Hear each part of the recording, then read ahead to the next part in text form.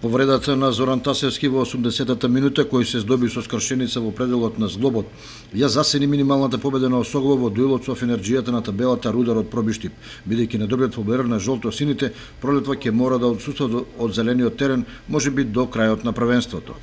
Осогово многу потешко до очекувањата го победи последниот на табелата Рудар, бидејќи гостите главно се бранеа со сите 11 фудбалери, а само преку контри се обидуваа да направат нешто повеќе во нападот.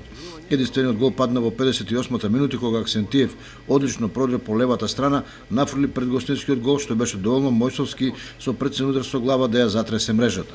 Инаку дека гостите не се дојдени во кочени со бело знаме и само да се спасат од висок пораз, покажа одвивањето на настаните на зелениот терен. Играат тврсто и безкомпромисно во одбраната, што го потврдуваат 6 жолти картони, како и тешката повреда на Тасевски. Против таков противник и таков стил на игра, осоговци немаа можност за надигрување и поради тоа се мачеа кога требаше да се создаде шанса или да се реализира.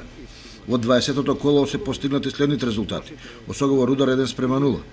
Овче поле, Брегалница Голак 2:0, Работник претрпе висок пораз од Кит Го на свој терен со 0:4, Беласица беше убедлива против Малеш со 5:0, Плачковица минимално го победи Напредок Здравје со 2:1, а Тиверија на свој терен загуби од Василево 0:2.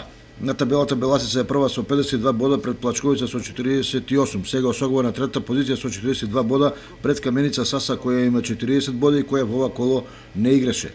Овче поле има 34, Кит Го Пешево 32, Василево и Напредок Здравје имаат по 21, колку и што има и Брегалница Голак од Делчево. Тиверија 20, Работник 18, Малеш 16, а на последни две места се слога од Виница со 14 и Рудар од Пробиштип.